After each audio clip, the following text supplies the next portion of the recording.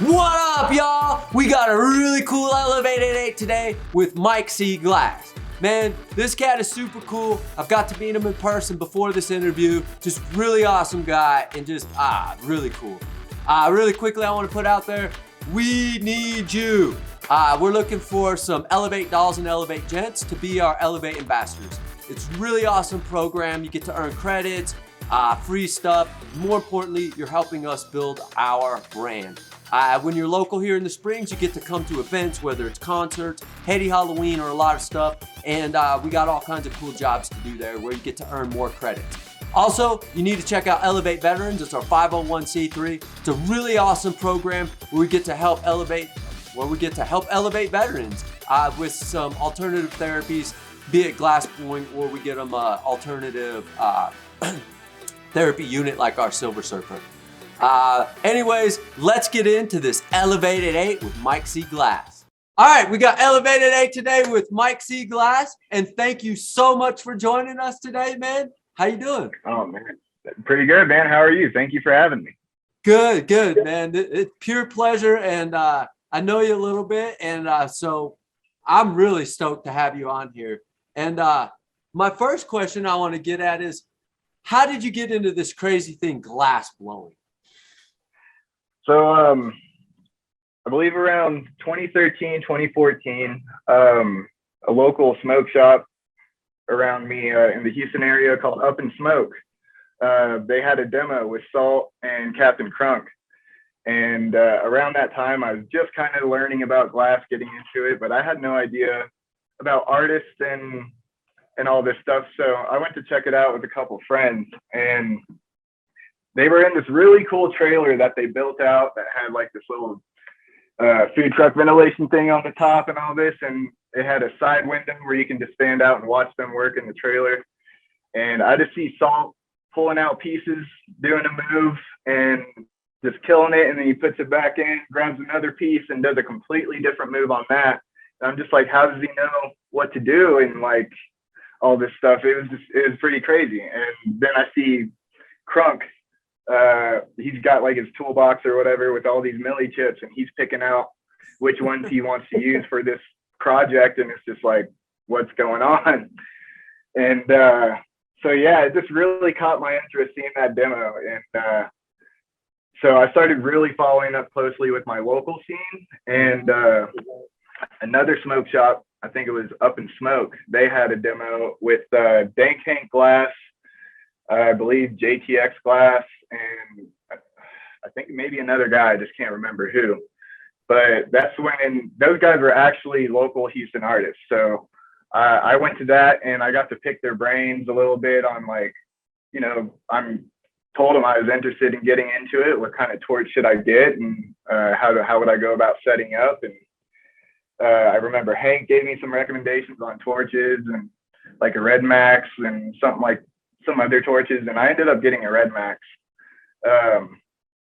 And shortly after that demo, I met another guy in the Houston scene who went by Shameless Glass, and he offered me a couple hours on the torch to kind of dip my toes into it to see if I'm really about it or want to get into it, And he sometimes sorry to interrupt you, but sometimes the glass is always greener on the other side, and glass blowing is not for everybody. So absolutely, get your toes wet and see if you like it. For sure. And I was really lucky that opportunity came about, because had I just bought everything and then tried to do it, who knows what I would have walked into. I could have gotten like completely frustrated off the bat and just been like, nope, this is not for me.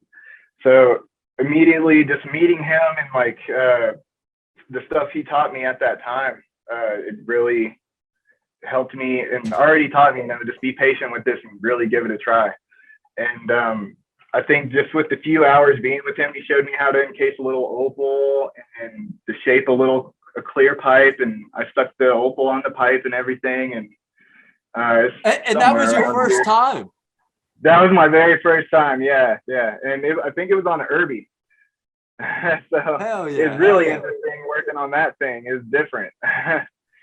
And then after, shortly after all that, I finally get my Red Max and my kit in the mail from Mountain Glass and all that stuff. And super excited, and Shameless offered me to come back, and he showed me how to hook everything up safely and properly. And we melted at his studio for a little bit just to, get a few fundamentals down. And shortly after that, I got a storage unit, and I just converted that into a little studio, and I was off to the races. Nice, man. And that you said that was back in 2017 now. So no, about 2015 is when I actually got my own little studio in that storage unit. Hell yeah, man. Hell yeah. How did you get your glass name? I mean, I'm gonna say it's your name, so that's a pretty simple question. Now I'm thinking. It's just my name. When I first, was thinking about it, I couldn't think of anything, like Salt or something low key, like how graffiti artists kind of go about with their names and stuff. So I couldn't really spark anything off the bat. So I just went super easy, just my name, and stuck with it. I absolutely love it because it's who you are, and it's a name is nothing anyways. It's you make the name. So absolutely, man. Hell yeah, I like people that use their name. That's kind of what I did too. So I just and then so when you first started, it sounds like you did have a couple people helping you out. Did you have a real solid mentor that you were able to work with then? So absolutely. So shortly after getting out of my storage unit, the glass studio kind of was coming up and getting built. It was called Glass Chance, and my buddy Jake and Hank was actually the guys that were going to be there managing it and kind of running it and stuff. And for the longest time, Jake was kind of like trying to pull me in and get me to come over there. And, I'm still like someone who likes to stay in there. It's hard for me to get out, and I'm comfortable in my shell. So it was just, it took him a while to convince me to come down there. And once I did, Hank really started guiding me on some things, giving me some real fundamentals. And we ended up building like a small little pipe production thing.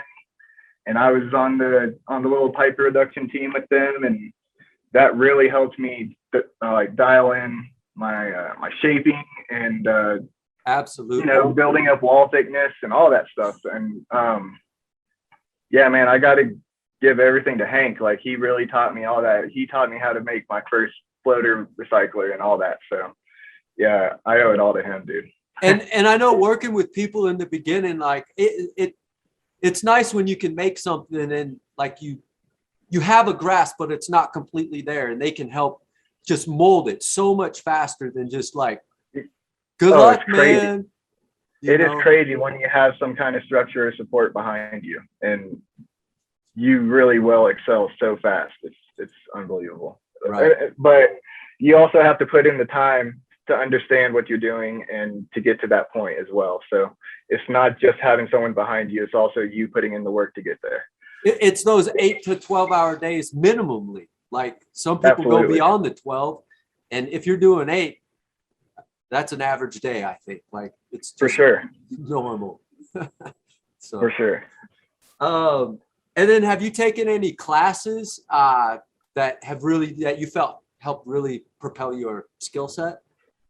Yeah, man. So I lucked out. Like, Houston had quite a bit of a scene, and it still is blowing up. I'm seeing new cats out there, and the guys over at Bomb Diggity, which my buddy Jake is now managing over there, and doing amazing things with those guys. They still host awesome classes and stuff, and I lucked out, and I've got to go to a Eugene class through Bomb Diggity. I've been to a pogo class that Shameless hosted at his studio. That was a really fun class. I heard his classes are amazing. Oh, dude, they're great. He built a full-scale AR-15, and we had 2 different ARs to model off of, and he picked different components to build this, and he had a C-dot on the lathe, and it was really cool. Like, he would put all these blisters over the tube, and it would pop these holes all over it, and that would go over the barrel, and it just made it look super realistic. Forgot what that component's called on the gun. But anyways, I took a Jerome Baker class as well, and we actually hosted that one through Glass Chance. I hosted a class so I have a history with Glass Chance, and I ended up having a short run of managing it and stuff, and through that I actually hosted a class with Captain Chronic, and that was a really great class too. I think I had like maybe one or two other classes. I just can't. Wow, man. Yeah. I've been blessed. I've been super blessed to be able to take these classes. Yeah, and the blessing, I think, is being in that area to be around some artists to where they can bring some people in and have the classes, and but you still got to get up and you still got to go and you got to have the passion. So absolutely. Oh yeah, that's cool, man. What's your preferred style or technique that you really like? Well, I've been doing like a lot of different color prep lately, like this rainbow prep or this trippy prep, kind of what I've been making with the competition pieces and stuff like that. But as far as like style and stuff, I guess I'm really into shaping and all that stuff. And I don't know, I don't necessarily have a particular style or something I go for. You like it all? Yeah, definitely. And then have it and be able to pull it in when you need it and stuff. I like that. Yeah, like shaping and form and function, all that. Like I'm definitely into hydrophysics and all that. Like seeing a recycler actually it's so put some water. Yeah, dude, it's awesome. The hydrodynamics is what I meant. Sorry. Yeah. But yeah. Yeah, I love what you're doing here. It's like the fire and the pattern. I can't figure it out, which is really cool. I love it. I think I have some clues around it, but it's fucking neat, and I've never seen anything like it. So yeah, keep up this color work you're doing, and it's cool as shit, man. I love it. Oh man, thank you.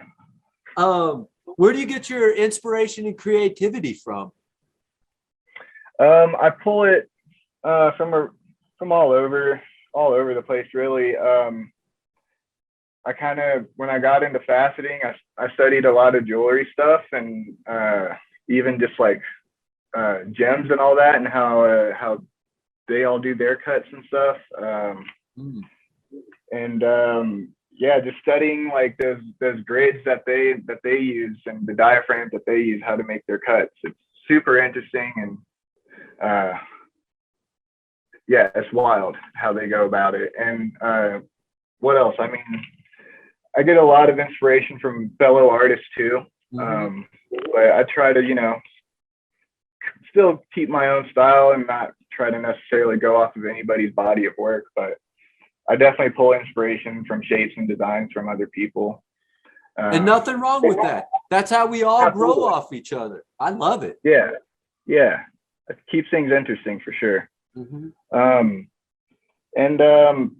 Yeah, man, I mean, and just life in general, like just how you go in the shop one day can completely impact your body of work in that moment, how you feel and how your energy levels are that day and everything. So it's absolutely just I let myself express through my body of work, I guess I can say. Right. That's cool, man. Have you had any periods in your career where you made a big shift, like you were just really working on pipes and doing that, and then all of a sudden you went to pendants or you went to cups, and that just really took over your life? So when I first started, and I had my own little studio, I was stuck on SolidWorks for a long time because I was kind of nervous to make that jump to hollow. So I was really comfortable just making pendants and doing solid implosions and little dabbers, just stuff like that. And luckily, I found like a small little market at the time to where I could get into smoke shops with these things and kind of keep it sustainable to where I can keep getting glass to do it. And but once I got over to Glass Chance and I really came out of my shell over there, and like Hank got me on to like hollow stuff and got me into pipe making. like seriously, that was it. And that put me into grind mode from there on out. And it's still like that to this day, to where I'm always just trying to, expand and push different ideas. And me and my wife, we come up with ideas and she helps bounce things off. And That's she's a sweet. little collaborator too. It's awesome. Does she do any glass as well then? She had a little interest when we first met and all that. She actually wanted to go to oh man, what school is it? Goodness, I can't remember. She wanted to go to school for it, but I ended up buying her a torch and stuff, and she got into it for a while. But she has a condition that's preventing her to keep working. If she sweats, she like gets this condition under her arms and stuff, and it's just pretty bad. So she can't really get into it without having a flare up and all that. So it's unfortunate, but she does love it, and she pushes ideas off me, and that's her little way of contributing and still being in the process. Hell yeah. What's your favorite color to work with? Man, as of these days, I recently had a project with some pastel potion, and I just immediately fell in love with that color. It's just really cool. It's got that purple to blue shift, and it's got a little bit of sparkle in it. So it's just a really fun color to work, and it's really easy to work too. It's really buttery, so it's a nice color. Right. With that said, what color don't you like? That if somebody throws it at you, you're like, I ain't touching it. Man, what's that? It's like a lemon yellow. It's almost like a transparent yellow or something. But it's acid yellow, maybe? Either that, or I want to say like sourpuss or something like that. One of those yellows. Yellow sucks. Yeah, it's just, man, it is a pain sometimes. But I've been having luck with some of the new formulated CADs. So,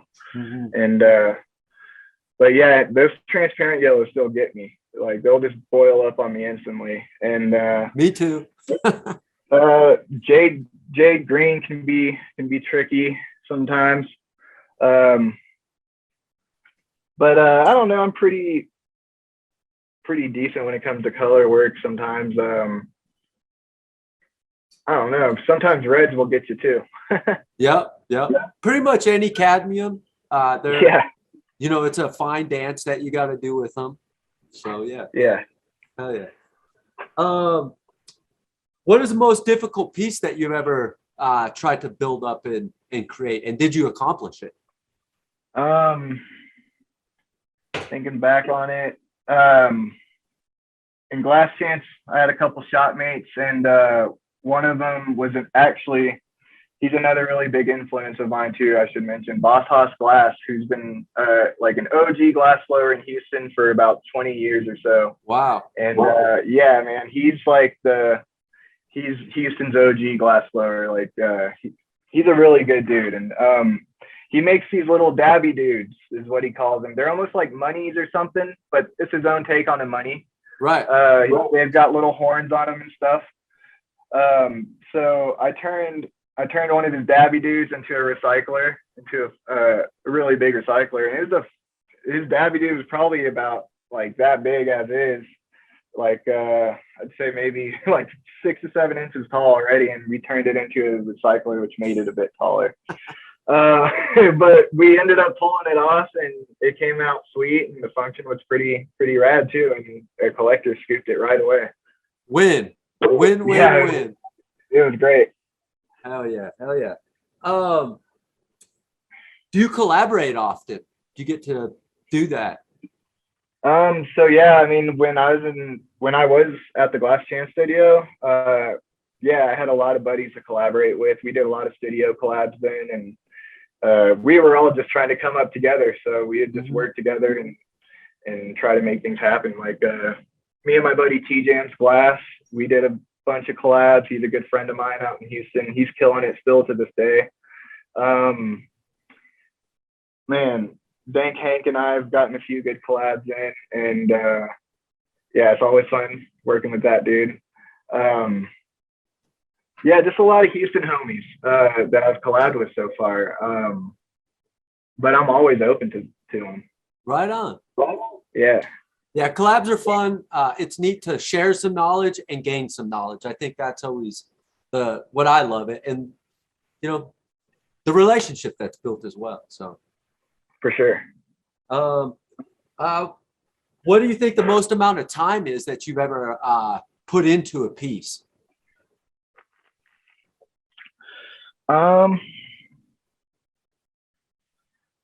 I'd say maybe put maybe a good like 3 days into a piece, and that was just me really taking my time and just like making sure everything's good. And I also had faceted work on that, so it built some hours into the whole project. But and a piece of facet, I've never done it, so I don't know, but a facet, like you have a little bit here and on here. Well, this knob is a lot of faceting work on it. I don't know, what does something like that take to sit down, lay it out, do so? I gotta imagine there's 3 to 4 hours just into the faceting. At least, and some guys are pretty quick with it. But yeah, I mean, it just comes down to making sure, you have your piece at your faceting like nice and straight on your dot, and you have enough clear around whatever you're faceting to achieve whatever optics you want to go for. Because with these facets, as you've seen, some guys, they'll place an opal in the center and they'll do a couple cuts on this piece, and it will look like 20 opals in the piece, and it's just one. Right. So it really comes down to just like, your opal placements or what have you, and how much clear you've got to work with that you're cutting up or whatever. And and just really there's processes too on how you go about your cuts, how long your cut is going to be on that wheel, because I mean, you can take away glass from that point, but you can't add it back, so you got to really be careful. Right. And then you got to take all those parts, carefully put them back on your masterpiece you're working on, and continue it. And 3 days later, and did that come out for you? Did you accomplished it? Yes, that piece came out. It was a recycler. Nice. That piece came out. I think a collector out in Houston has that one too. Hell yeah. A lot of guys out in Houston.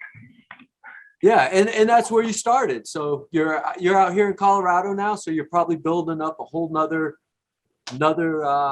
Mike C crew here. Absolutely, yeah. I'm currently out here in the Springs, and I'm completely changing like my body of work. I have these new rigs I'm trying to come out with and really push them out. But as you see in the new color work also, like I wasn't doing any of that while I was in Houston. So I've had a lot of local influence too in my short time being here. So it was really cool just to meet some of the guys that I have met here and be able to, get some ideas and push their buttons a little bit and see what's going on. Yeah, and it seems like every time you go to break the mold or something, you go out, get out of your comfort zone in Houston, you blossomed hugely. Then you came here and you're blossoming more, and that's just like getting out of your comfort zone. Always allow somebody to I think blossom a little bit more. It's not easy though. Yeah. No, it's not. And especially like with COVID and everything too, it really forced you to stay in your shell, So I was okay with that. I was fine staying at home and working and hanging out with my wife, and so I was cool with that. Hell yeah. But yeah, I mean, and now with like everything kind of opening back up, I'm trying to get out a little more, meet some guys. Like I was really lucky. I got to meet Evan over at Bear Mountain and talk to him and his guys for a little bit. And they're really cool dudes. And Pop D, I bumped into him. He's a really cool dude as well. Absolutely. So I think he moved to Florida recently, but it's just really cool meeting some of the locals out here. And I know Pogo's out in Boulder, and I ran out to him when he had his little show at Third Coast Headies, which was sick. He put on a great display of work and killed it. And so me and Pogo have a history, so it's cool. I can go up to Boulder anytime and pop in and say hi. So yeah. this is great. Hell yeah. Have you ever competed in any events before? No, this will be my first event with you guys with the Silver Surfer competition.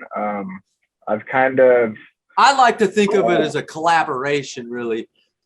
right. You know, to get people to join, you got to put money, but it's just my dream to work with y'all, and thank you. Yeah, no, for sure. And I mean, so yeah, I guess in other words, not really. No, I haven't really gone into the competition scene yet.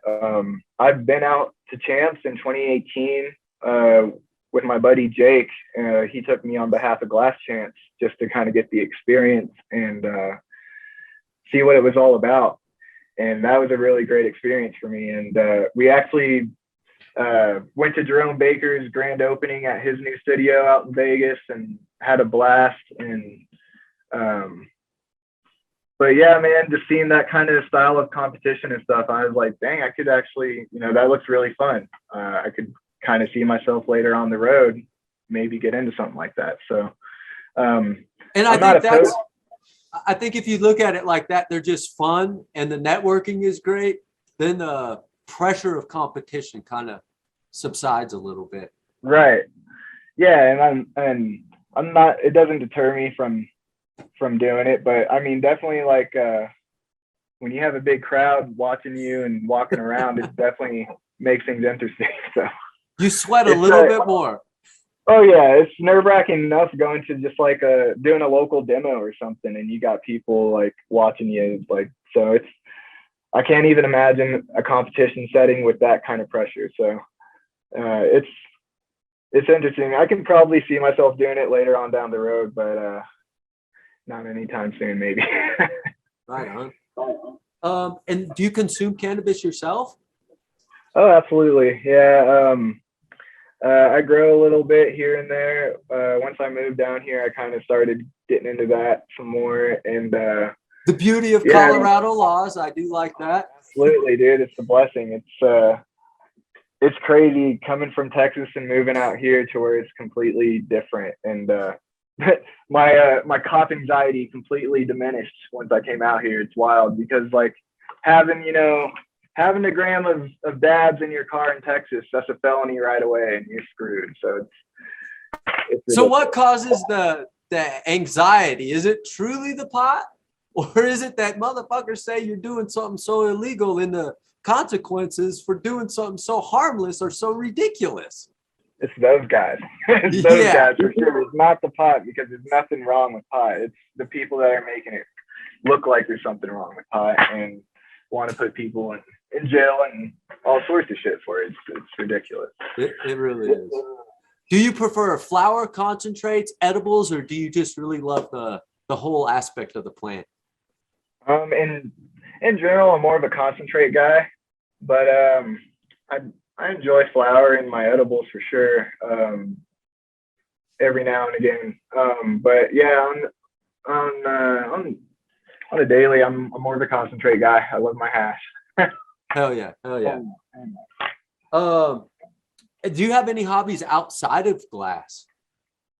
So yeah, once I moved out here and stuff, I kind of started to get more outdoorsy, I guess you can say. I kind of got interested in hiking a bit, and once I started hiking some of the popular trails out here, and I've seen guys like just shredding these trails on mountain bikes and stuff. I was like, damn, that looks kind of fun too. So I got a mountain bike now, and I've been hitting some trails before the season kind of ended. It's pretty cold now, but yeah, man, I've been getting into that.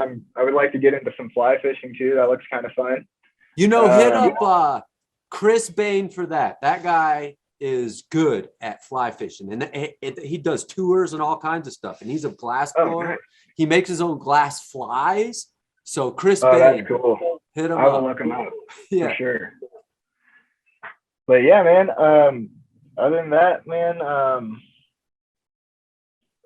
that's about it as far as other than my glass hobbies go. That's it, really.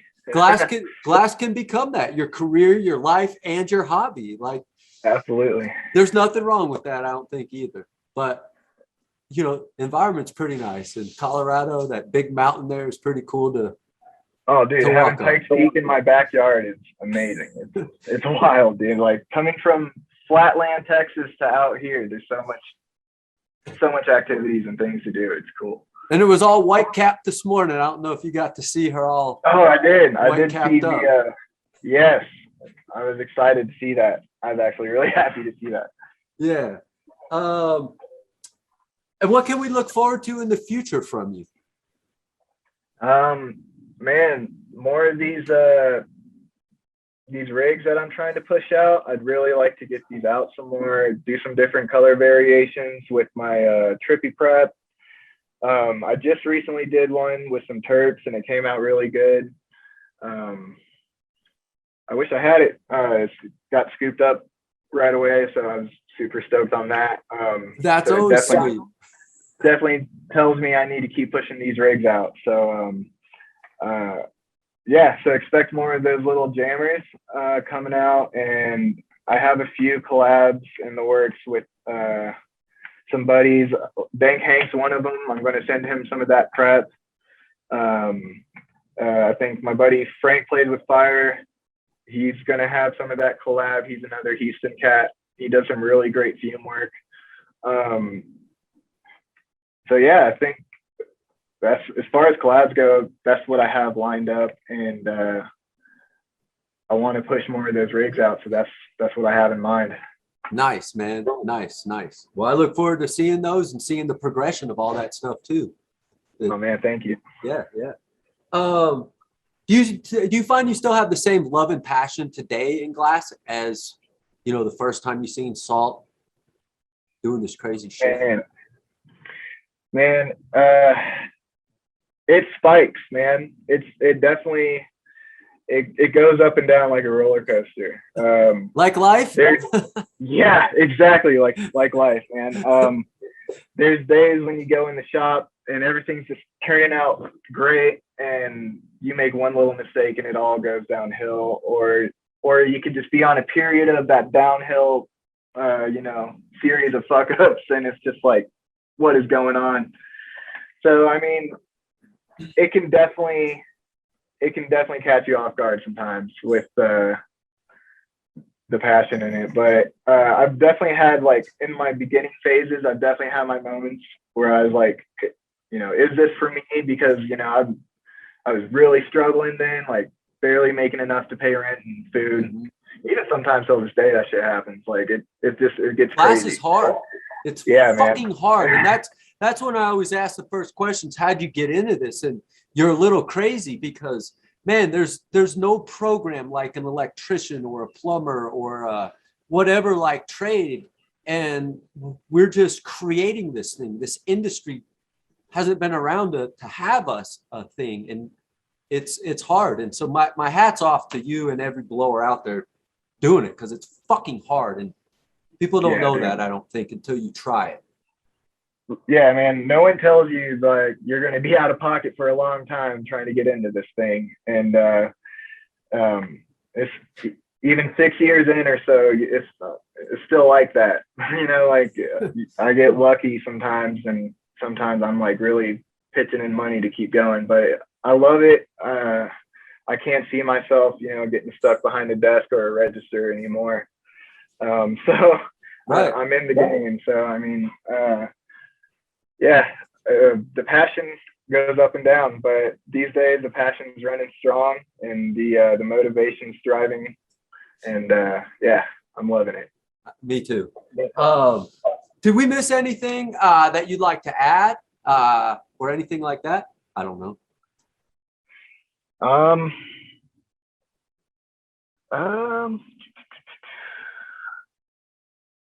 Not that I can quite think of, man. Other than, if anybody's just starting out, my advice would be to find a local guy that's willing to show you the ropes. Get help.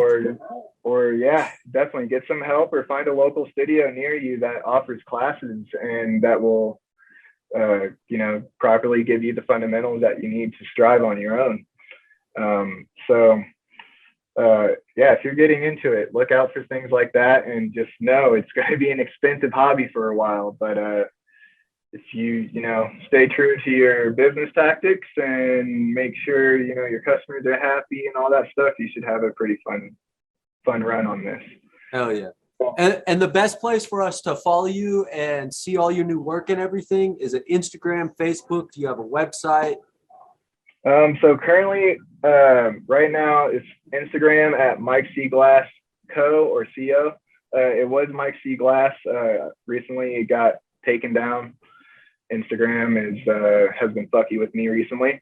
But yeah, just a lot of my stuff goes on Instagram. I kind of just started a TikTok, but I've already been getting in trouble with TikTok's posting pipes. So gotta be careful on there. That's because it's a communist-owned company. I mean, it's owned from China, and pot, anything smoking's bad from what the British did to them, and still in Hong Kong long ago. Like, they don't like drugs.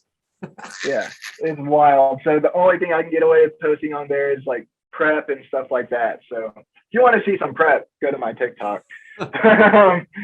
But yeah, I mean, Instagram and my Facebook, Michael Cravens, if you want to direct message me or contact me on a custom or something. So that's how you can reach me.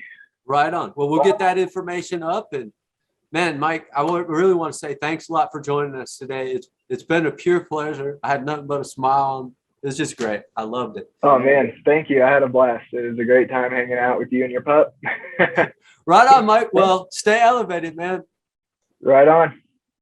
Man, that was super awesome. Again, that dude is super chill, and I'm really excited to hang out with him. He is going to be making it to our Heady Halloween, so we get to do that. So it's just a really awesome thing. I love these interviews when I get to meet the people in person as well. It's like a collab. Super awesome dude for joining in our Elev8 Glass Open. Just huge shout outs to Mike C. Make sure you go follow him. Really quickly, we need your help. We're looking for Elev8 ambassadors, be it Elev8 dolls or Elev8 gents. It's a really cool program where you get to help us build our brand, and you get to share people like Mike C out there with your friends that may not even know glass, and get those people interested. Because once you're interested in glass, it's like an addiction that I love, and it's not so bad as maybe crack. Anyways, what we also have is Elev8 Veterans. It's our 501c3. Go check it out. You get to help veterans. These people helped us out, so here's another way to help them out. Anyways, elevate mind, body, spirit, and keep it real.